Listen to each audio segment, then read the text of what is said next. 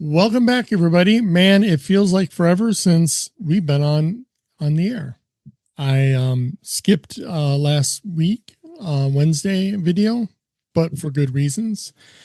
Um, got a big training day set up for Monday, Tuesday, so I was pretty busy with that. But now we're going to hit chapter 7. So, Laura, do you want to start off with the quotes? Yeah, absolutely. So the first quote, exploration is really the essence of the human spirit, Frank Borman. And I bet that most people have no idea who Frank Borman is. I had no idea till I Googled. Did you know till you Googled? No, I did not. I didn't put two and two together, although I should because I traveled the Borman. The Multiple. Borman, yes. I mean, like if you're from where we're from, then you travel the Borman all the time. So, Borman Expressway, apparently named after Frank Borman, who is from Gary, Indiana. So, shout out to Gary, Indiana. As am I, a Gary native.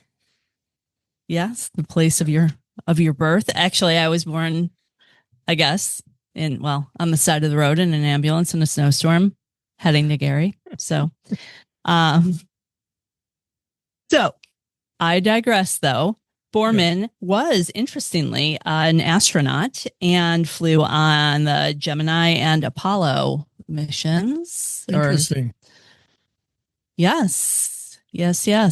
One of the first to go outside the Earth's atmosphere and orbit. Very cool. Outside the orbit. I don't know anything about space. I know I'm using the wrong words, so you guys can bust me on that. And then our other quote, if you're curious, you'll find the puzzles around you. If you're determined, you will solve them, which I thought was a very apropos quote. And yes, did anyone notice the name? Erno Rubik. The Rubik's Cube. The Rubik's Cube. Yes. Didn't know he was Hungarian and still alive. Interesting. So there we go. That's cool. Yes. Yeah, it is cool. So yeah, this is a really good chapter. I really like the picture of Amelia Earhart. I wouldn't mind having the autograph picture of that, and hopefully we'll find it. That'd be cool. Yeah, I know. I think it's a great chapter, and she has much more depth to her than I realized. I mean, obviously I knew she was this great adventurer, but I think I did not have a sense for how much she accomplished so young, and that she also had this very creative, artistic writer, poet side. Yeah, I didn't know that either. Incredible. But speaking of the photo, did you notice that there are two other copies of this photo in existence, but he doesn't think that they're signed? And did you notice where one of them is located? Purdue. Go Purdue. Boiler up. Yep. Yeah. So that stood out to me, though likely not a clue. No. So, I read through the history that he annotates here, and he went through quite a bit of detail about her life and her adventures and her, kind of how she got into flying. And I thought that was all very interesting, but I have to admit, I don't know that I feel like right in the midst of her whole history that there are a bunch of clues buried. Nothing jumped out to me as I was going through that history. So I read through it and really enjoyed it, and about her writing and the poems, which I thought were lovely. But there was something in this chapter that I think warrants some conversation. Yeah. What pray tell would that be? So page 75. All right. Let me read the paragraph to you, and then let's talk about it, because I got super excited when I read this paragraph for the first time. So John says, I would advise you to go out and explore more if you want to find the treasures that I have hidden. This is not meant to be condescending or trite. It's just that a willingness to be curious and look beyond boundaries will serve you well. Go where others have not. We never know what's past the next tree line, over the next rise, or around the next corner unless we see it for ourselves. It's beautifully written, obviously. It's poetic and it paints a picture for you. But is he trying to accomplish more in this narrative than just painting this generic picture? Or is it a very specific picture of a location?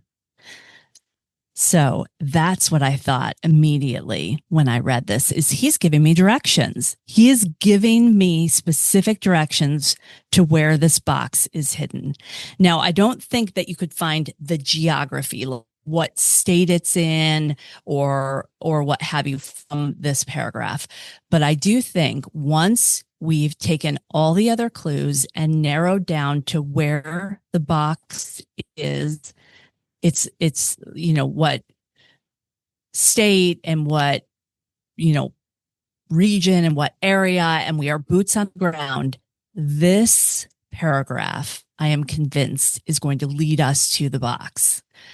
It's funny how you say that one more time in that context, because go ahead. Clues can be categorized throughout part one, right? You're going to have your location clues that's going to get you to a state. And then you're going to have directional clues, which are ironically in his directives, right? Possibly, a little wordplay there. Yeah. So, we need to write down all of his directives, the things he tells us to do. Yeah. And we've done that throughout the other chapters, and we tend to highlight those. But, and then there's a third category of your clues as well, is your theme, right? So you put all these together, and not every chapter is going to have a clue that jumps out and says, this is where it's at. Let's get tickets, boots on the ground, right?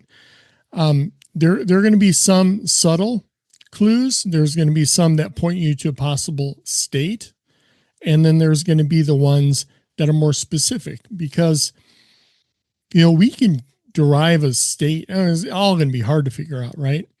But when we get to a point where we figured out a state, well, that's not going to help us much. I mean, yeah, it's going to boil down to a state, but try to find anything in a state, right? You're going to need to find a city or a county, you need more a city, than that. Right? Then you're going to need to go down to a trailhead, right, or a path, and even that, you can have a path that goes miles and miles and miles. So yeah, right. I think this part in here is key. Now, I did find a repetition of the word Atlantic and Atlanta in this chapter. Before you go there, because I think that's very significant as well. But I do want to just read through it one more time with people having this lens on that these are specific instructions when you have found the right location and you are boots on the ground about how to find the box. Yeah, no, I agree. Go ahead. All right. So look beyond the boundaries. So perhaps there are boundaries to like the park or, kind of the location that you're at. There's some sort of boundary. Look beyond the boundaries will serve you well. Go where others have not. So it's off the path because other people haven't gone there. We never know what's past the next tree line. So you go beyond the boundaries, you go off the path, and then you go past the next tree line, over the next rise. So past the tree line, up and over the next rise, or around the next corner. Yeah, and it's also explore more is the theme of the chapter. Yes. So that would point right to that. Yeah. Right? Yeah. I think it's very compelling. This is one of my top 5 clues for this box. Yeah. And we were talking about pictures before, and then I know you had said, well, maybe the mountain could be a clue, with a picture with the plane flying over the mountain. We did note the lack of landing gear, but your perspective is what was that on there? It was possibly a perspective of I think he was just drawing with perspective, and so yeah. you kind of lose that other wheel in his, I don't know, kind of the angle that he's drawing the plane from. But I don't think there's an intentional, like, we are missing a wheel. I don't and think that's intentional. and with the there's multiple pictures that are sort of similar. You could categorize them as some that have landscape, some that are abstract, some that whatever the other themes are, and we'll notice them as we go through. And maybe the clue isn't necessarily in the picture, but the picture, right? The type of picture, a repetition of that. Instead of trying to take the magnifying glass to every picture and see if there's anything hidden that's going to tell us something, maybe it's the picture itself, the theme. What are we finding on chapters that have similar themed pictures? Now, there could be hidden things in there as well. I'm not saying there's not, but there could also be another component to that where you have a set of specific, if you see mountainous pictures, maybe that indicates something that's in that chapter, right? Not necessarily identify this mountain and you'll find, because that's, I don't know. I don't think that's realistic to even think. If you've ever been out in a mountainous area, to line up a drawn picture to a mountain would be. Yeah. I mean, that's my inclination, is to be like out there. I know I'm kind of in the general right place, and I hold up the book and I'm like, that's the exact outline of the mountain. Yeah, but I don't know. I don't think that I think you're right. That's probably not realistic. Yeah. So I'm going to write it down as looking for themes of the pictures, along with, I mean, we've already seen hidden things in the pictures and different symbols and things like that. And I think those are important as well. But on some of these, you have, doctored up photos, as in the magnifying glass, right? Now we have created pictures that are done with photos or whatever, AI or whatever, and then photoshopped. And then we can go with the theme to the pictures too. So I think that plays a pretty important role in there. Were you going to say anything more about what you were talking about before I went on to my Atlanta? No, I think we're good. So last primary thing we were going to hit was your observation about some repetition of words here. Yeah. So throughout the chapter.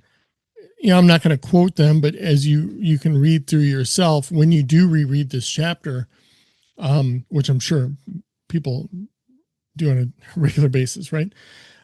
Notice how many times he uses the word Atlantic, whether it be Atlantic Ocean or he also uses Atlanta in one of the poems that Amelia had written.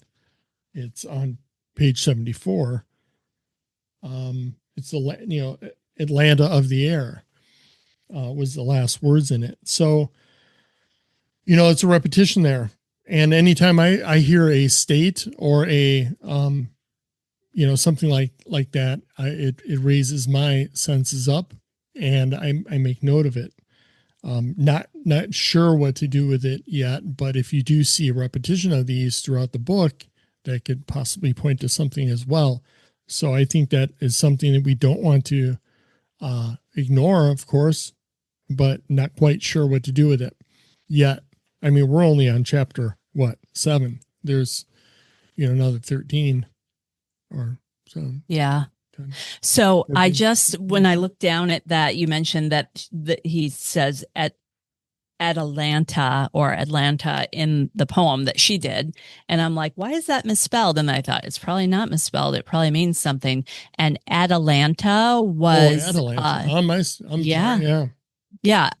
Greek goddess from Greek mythology.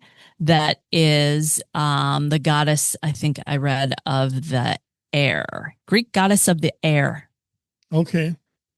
Yeah, I didn't is catch what that. See? some things say. What is the meaning of Atalanta? A huntress whose name derives from the Greek Atalantos, which means equal in weight. So yeah, Greek goddess. What is she known for?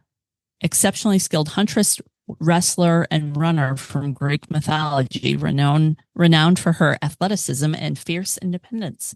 So that's super cool. I did not know that. Yeah, me neither. I thought it was Atlantis. I still think it's the same root word, and so I think it doesn't negate what you were pointing out about the repetition of right, because there's Atlantic that's used throughout the book and or out the chapter, and that to me raised my spidey senses and really stuck out. So that's what I got on that one, and of course the first two quotes.